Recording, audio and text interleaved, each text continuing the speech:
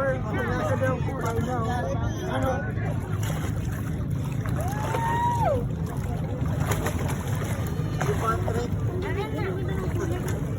Di ba ito nangangagat?